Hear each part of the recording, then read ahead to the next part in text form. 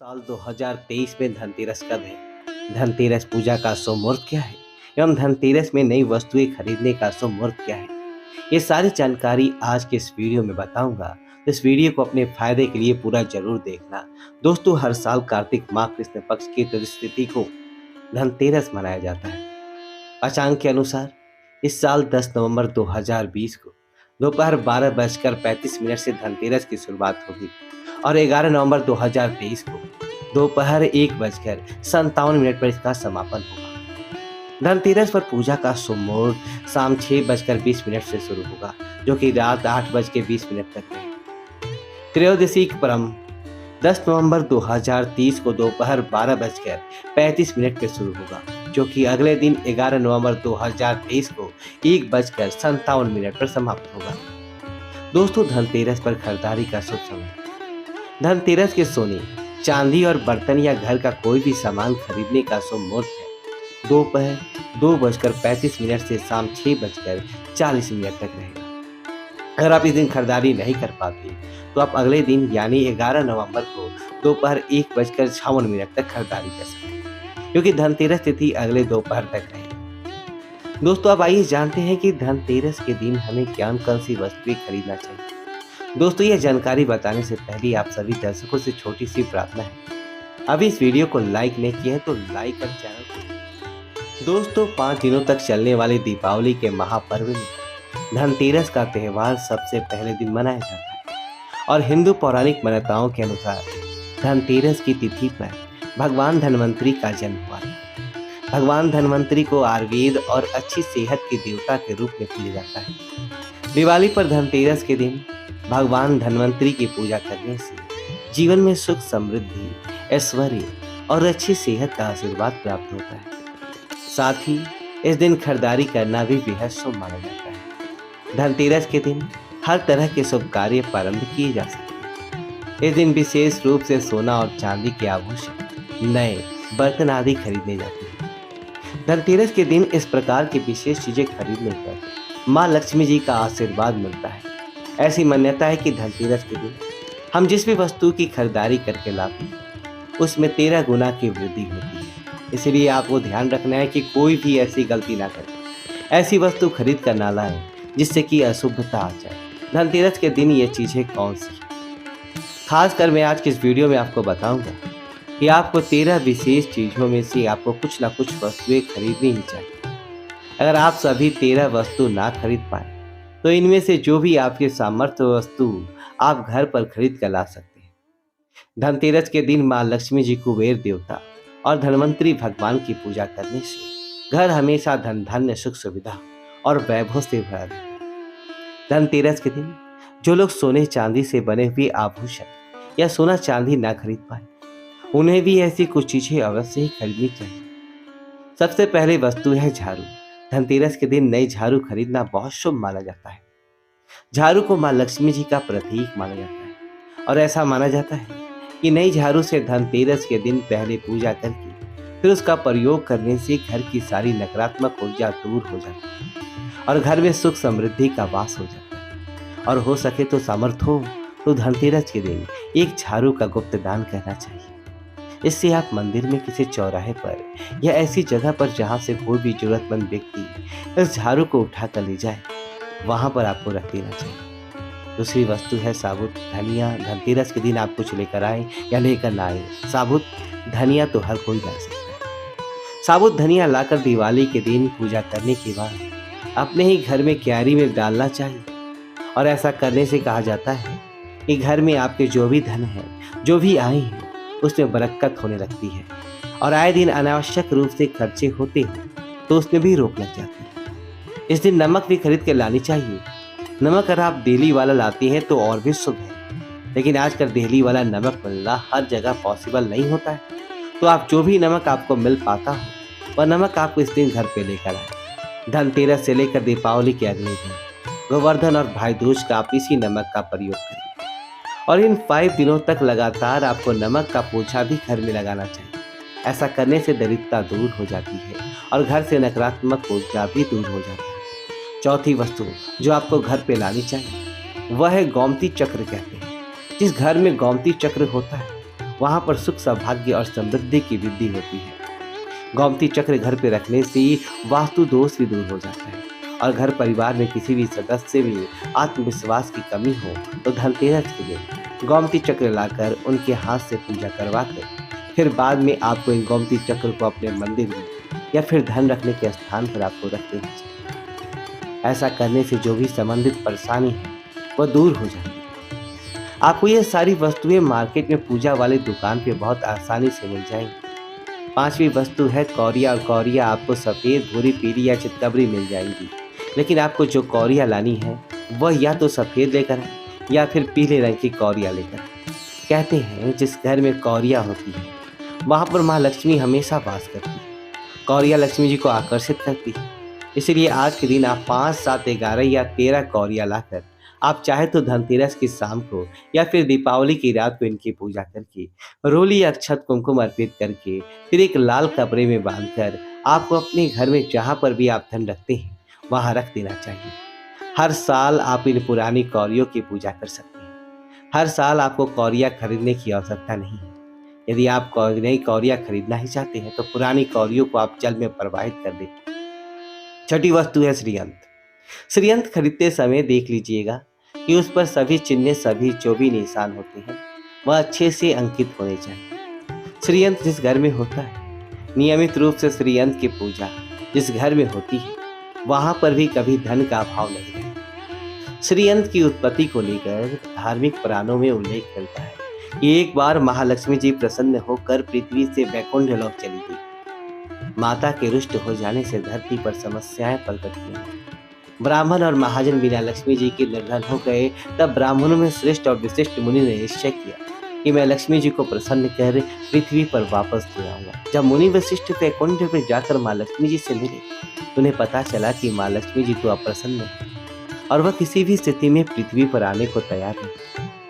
तब वशिष्ठ जी ने वहीं पर बैठकर भगवान विष्णु की आराधना शुरू कर दी। नारायण ने प्रसन्न होकर मुनि वशिष्ठ को अपने दर्शन दिए।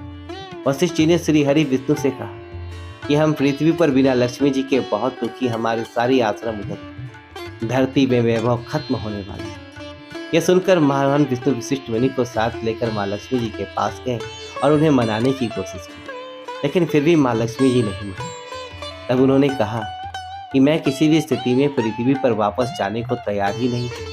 जब चारों दिशाओं में माँ लक्ष्मी जी की पृथ्वी पर वापस न आने की बात फैलती तब देवताओं की गुरु बृहस्पति जी ने एक युक्ति सुझाई।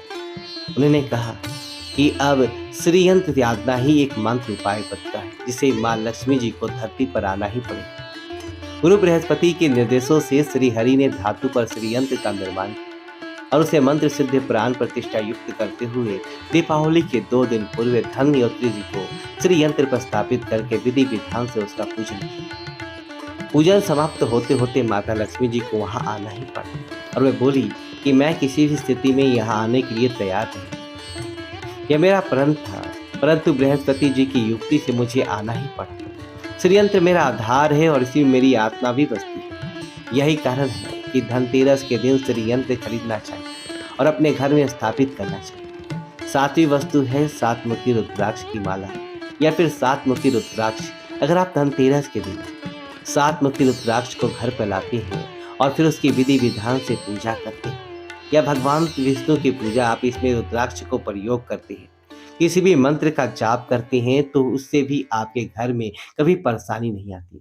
किसी प्रकार का कोई अकाल मृत्यु का भय नहीं रहता, क्योंकि दीपावली दीपों का त्यौहार होता है और इस दिन अपने घर में अपने सामर्थ्य के अनुसार दीपक जलाए जाते हैं। धनतेरस के दिन भी दीप जलाने चाहिए। अगर आप चाहते हैं कि आपके घर में साक्षात माँ लक्ष्मी जी का वास सदा बना रहे, पूरे वर्ष भर आपके घर में धन की कमी ना हो, आपको कभी कर्ज लेने की नौबत ना आए, तो ऐसे में धनतेरस की शाम आप 13 दीपक घर के अंदर और 13 दीपक घर के बाहर जाएं। ऐसा करने से भी माँ लक्ष्मी जी का आशीर्वाद प्राप्त होता है। और धनतेरस के दिन 8वीं जो वस्तु है वो आपको मिट्टी के दीपक जरूर खरीद के लाने चाहिए। मिट्टी के दीपक आप अपने सामर्थ्य के अनुसार खरीद कर ला सकते हैं। अगर हो सके तो किसी जरूरतमंद को जहाँ पर धन का अभाव हो ऐसे घर में आप मिट्टी के दीपक का तेल सहित और बाकी रुई सहित दान भी कर सकते हैं। 9वीं वस्तु है जो आपको खरीद कर लानी चाहिए वो है लक्ष्मी जी और गणेश जी की मूर्ति। वैसे तो मिट्टी की मूर्ति ही घर पर लाना शुभ होता है, लेकिन यदि आप मिट्टी की मूर्ति ना लाना चाहें तो धातु की मूर्ति जैसे कि आप चांदी की, सोने की, पीतल की मूर्ति भी घर पर ला सकते हैं। अगर आपके पास पहले से ही मूर्तियां हैं तो आप जरूरी नहीं है कि हर दीपावली पर मूर्ति खरीदी। धातु की मूर्तियां हैं तो हर साल आप मूर्ति ना खरीदें, लेकिन मिट्टी की मूर्ति है तो उनका विसर्जन कर आपको धनतेरस के दिन नई मूर्तियां लाकर उनकी पूजा विधि विधान से करनी चाहिए। धनतेरस के दिन खरीदी गई नई मूर्तियों की पूजा आपको दीपावली की शाम को करनी चाहिए। धनतेरस के दिन आप भगवान गणेश और माता लक्ष्मी जी की जो मूर्ति खरीदी वह खरीदते समय यह ध्यान रखें कि दोनों मूर्ति अलग अलग होनी चाहिए और दोनों ही मूर्तियों में भगवान गणेश और लक्ष्मी जी बैठी हुई मुद्रा में होनी चाहिए। खड़ी हुई मुद्रा में लाई गई जो मूर्तियां होती हैं वह उग्र स्वभाव की और चंचल मानी जाती है। अगर आप खड़ी मुद्रा वाली मूर्तियां लेकर आते हैं तो ऐसे में धन का अभाव आपके घर में लगातार बना रहता है और आपको ध्यान रखना है कि जो मूर्ति आप लेकर आए वह कहीं से भी खंडित ना हो, टूटी भी ना हो। गणेश की प्रतिमा खरीदते समय ध्यान रखें कि उनकी जो सूंड है वह बाईं तरफ मुड़ी हुई है और उनका वाहन मूषक भी उस मूर्ति में जरूर बना है और भगवान गणेश के हाथ में लड्डू या मोदक भी होना चाहिए और लक्ष्मी जी की जो मूर्ति है वह कमल के फूल पर विराजित होनी चाहिए और उनके हाथ में सिक्के हो या फिर सिक्के गिरने वाली अवस्था में।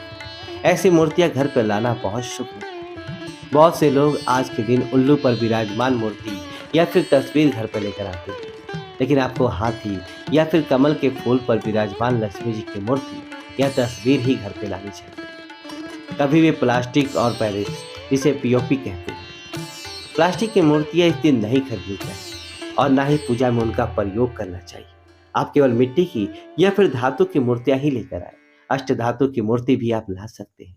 धनतेरस के दिन आपको जो 10वीं वस्तु खरीदनी चाहिए वह है कुबेर यंत्र। कुबेर जिस घर में होता है वहां पर धन के देवता कुबेर का वास होता है, साथ ही माता लक्ष्मी जी भी वहां पर वास करती है। आपको उत्तर दिशा में ही धन कुबेर यंत्र की स्थापना करनी चाहिए। इस दिशा की सही निर्माण परिवार में समृद्धि और खुशियों को लेकर आता है।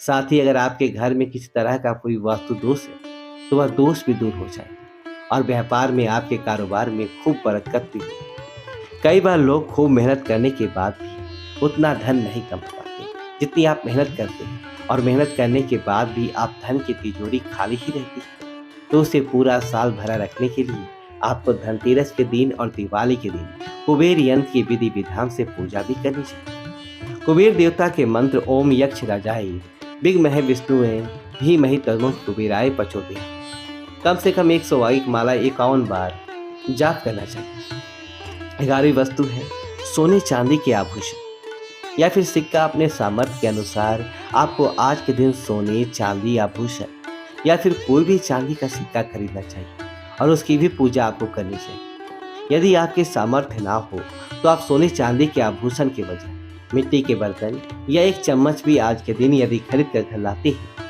तो उससे भी आपके घर में पूरे साल खूब बरकत होगी। सब जानते हैं कि धनतेरस के दिन नए बर्तनों की खरीदारी की जाती है, लेकिन नए बर्तनों में भी आपको यह ध्यान रखना है कि आज के दिन यदि आप पीतल के बर्तन खरीद कर लाते हैं तो वह ज़्यादा शुभ होते हैं। आप पुरानी टूटी हुई बर्तनों को बदल कर भी नहीं बर्तन घर पर खरीद के ला सकते हैं। जिसकी यदि सामर्थ्य बर्तन खरीदने की ना हो तो उन्हें आज के दिन केवल पूजा से संबंधित जो भी सामग्री है वह खरीद कर घर आने चाहिए।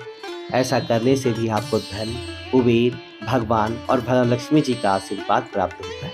जिसकी अगर सामर्थ्य हो तो वह अपने सामर्थ्य के अनुसार इस दिन कुछ भी चाहे वह खरीद सकता है, लेकिन बर्तनों में आपको लोहे के बर्तन इस दिन भूल से भी नहीं खरीदने चाहिए।